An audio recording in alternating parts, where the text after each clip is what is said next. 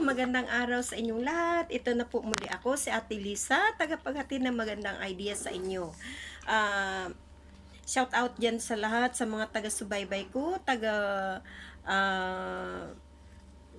taga-panood. Maraming salamat po sa pag-subscribe ninyo sa videos ko, sa YouTube ko. Maraming salamat po. Kahit po bago lang po ako dito, mayroon na po akong kahit papaano man mga minamahal kong taga-panood sa akin. Sa maraming salamat po. Sana po ay na-enjoy kayo o natutunan nyo po yung mga binibigay ko sa inyo. Ito po ngayon bibigay kong spell ay napakadali lang po ito. Ito po ay ang spell o ritual kung paano tawagan ka ng taong iniiwasan kang kausapin, lalo na po pag may nagkatampuhan kayo. At tip ko po sa inyong dalawa, both side, lalaki or babae, kung may tampuhan man po kayo, kung ikaw babae, kung mahal mo talaga yung lalaki, or ikaw lalaki, kung mahal mo talaga yung babae, huwag po ninyo pairalin yung pride sa inyong dalawa. Kasi pag pinapairal mo yung kapwa ninyong pride, wala pong mangyayari po yun. Kasi hindi po maganda yun. Kasi sabihin ng babae, dun sa, bahala ka sa buhay mo, bakit ba, ikaw naman lalaki, kung ma-pride ka rin, sabihin, bakit ba, ikaw lang bang babae, ganun. So, hindi po, although na mahal ninyo ang isa't isa, mayroon lang talaga na mamagitan na yung pride ninyo. So, alisin po yun para po magiging masaya kayo. So, kasi na hindi nyo aminin, kayo po ay nasasaktan. Pero dahil po sa pride ninyo, pinapakita ninyo na okay lang, but deep inside po, nagdurugo po yung puso nyo, masakit po yun. And then sa mind ninyo, hindi kayo mapakali, talagang nasasaktan kayo. So ito po ang gagawin po natin.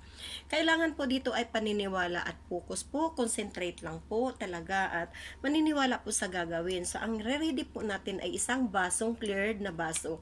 Kailangan po malinis po siya. So ang gagawin niyo po dito ay ilagay nyo po yung baso dito sa bunganga nyo, yan, or dito sa baba nyo. And then po, banggitin po yung pangalan niya. Yun po ang number 1 po, tamang pangalan, tamang apelyido, tama lahat po. Banggitin ninyo po itong pangalan niya bago po ninyo banggitin yung magic words. So halimbawa, nandito na po yun. Ayan, or kaya dyan. Halimbawa, ang pangalan ng karelasyon ninyo is Roldan Robles.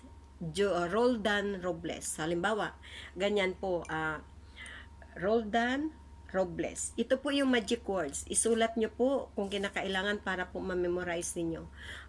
Roldan Robles.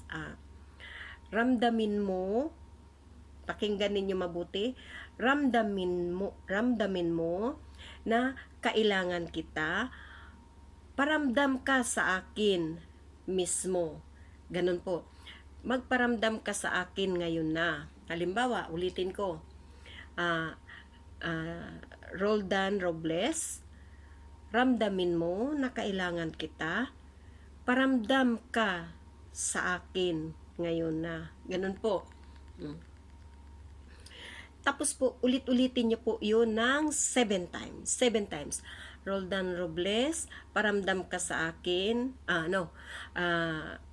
Roldan Robles, ramdamin mo na kailangan kita, paramdam ka sa akin ngayon na. Roldan Robles, ramdamin mo na kailangan kita, paramdam ka sa akin ngayon na. Roldan Robles, ramdamin mo na kailangan kita, paramdam ka sa akin ngayon na. Roldan Robles, ramdamin mo na kailangan kita, paramdam ka sa akin ngayon na. 7 times po yun. 7 times. Pagkatapos po ng 7 times, itaob po ninyo ito. Ganyan, itaob. Yan. Yan po.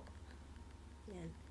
Pagkatapos ng itaob, ipikit mo yung mata mo, i-visualize mo yung kanyang mukha, yung kanyang hitsura, i-visualize mo, kuhanin mo yung kanyang simpatya, isipin mo siya, imaginein mo, i-visualize mo na tatawagan ka niya at maisip ka niya. Ganun lang po ang visualize mo.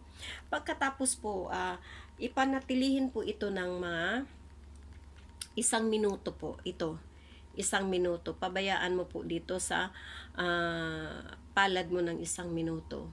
Para po makuha po niya yung energy, yung init ng palad mo na mapunta po sa kanya. Yan po. Pagkatapos po, nung maano na ninyo ng 1 minuto, wag pong ipatihaya. Ipanatilihin lang siyang ganyan. Tapos ipatong nyo po sa ibabaw ng rep kung mayroon kayo, sa ibabaw ng isi or ibabaw ng kabinet. So ang gagawin nyo po ay iganon nyo po yan, dahan-dahan po yan, yan. Tapos itawid nyo bigla doon sa no, yan, itawid nyo ganon bigla. Basta huwag iangat, huwag lahat, basta ganyan lang. Yan. Kasi po yung ritual nasa loob pa po niya, ayan. Yan, ganyan. Tapos, ilagay, diretso ganon. So, pag nakapatong na po yan siya doon, hayaan nyo po siya doon ng 7 days. Huwag po siya tatanggalin ng 7 days. Tapos, obserbahan nyo po until 7 days po. Ngayon, pag hindi po siya nagparamdam ng within 7 days, message or ano, ulitin nyo po. Baka po may nagkamali sa ginagawa ninyo, ganon. Or baka po hindi pa po makonect sa isip niya yung hindi pa as in naabot kasi medyo kulang pa kayo ng paniniwala, kulang pa po kayo ng tiwala sa ginagawa ninyo. Kailangan po concentrate talaga, focus, paniniwala po para po ma-connect talaga sa isip niya na kailangan mo siya, kailangan kanyang i-message. So, ibalik nyo po uli po. Ang paggawa po ninyo ay ito ay walang problema kahit anong araw, kahit anong oras po. So, magawa po ninyo ito. Basta bilangin nyo within from now na ginagawa nyo, and then bilangin nyo bukas ang isang halimbawa ginagawa nyo ito ng Martes, so magtatapos din ito ng Martes, so bali 7 days. Pag hindi pa siya nagparamdam until ng 1 week or 7 days, gawin nyo uli para mag-counting na another 7 days po. Kasi baka po may hindi kayo na i-ano or may namimiss kayong hindi ano. So, ulitin nyo lang yung video para po ma-connect po talaga sa inyo ang ritual para po magawa ninyo. Kasi ito po, ulitin ko po kasi naisulat ko na ha. Ramdamin mo na kailangan kita. Magparamdam ka ngayon na mismo. Yan po. Tapos paulit-ulit po ng 7. Halimbawa, pangalan niya ha, Roldan Robles. Ramdamin mo na kailangan kita. Paramdam ka ngayon na. Yan po. O pwede po paramdam ka ngayon na mismo. Ganun po. Basta yun po ang banggitin mo. Yun po ang magic words natin. Roldan Robles, ramdamin mo na kailangan kita. Magparamdam ka ngayon na mismo. O, ganyan. So, parang mag-ano sa isip niya yan. Bakit kaya? Ano kaya nangyayari? Ganun. So, lalo na kung matagal na yung tampuhan ninyo, matagal na hindi nag-communicate. So, hindi pa ura-urada yun, magbukas yung isip niya para sa'yo. So, kailangan mo mapong ulitin. Kung hindi pa siya insakto ng 7 days na magparamdam siya, ulitin mo po para po as in talagang mapaluap mo na maipalipad yung yung spell mo doon sa kanya. Pero, dala na po nung talagang as in na willing mo na talagang makipag-communicate sa kanya. Magugulat ka na lang, bigla na lang yan mag-message. Ang unang ibubungad yan, kumusta ka na, ganun. Okay lang ako, ganyan. Ikaw, kumusta ka na? Okay lang din, ganyan, ganyan. Hanggang sa magandang ano na, and then magsimula na yun, mag-follow up ka na.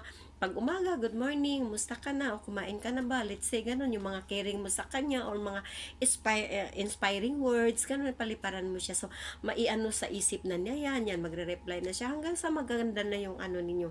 And then, tingnan mo din yung iba kong mga videos kung may dagdag ka pa talaga na dapat sa maibato doon sa kanya na para po sa mapaayos ang relationship niyo.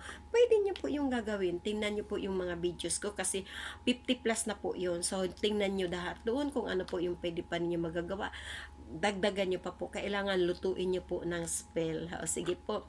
Ayun po ang ibibigay ko sa inyo. Maraming salamat po. Ito po muli. Si Ate Lisa ninyo. Maraming salamat. Mahal ko kayong lahat. Love you all. Ingat kayo. Bye-bye.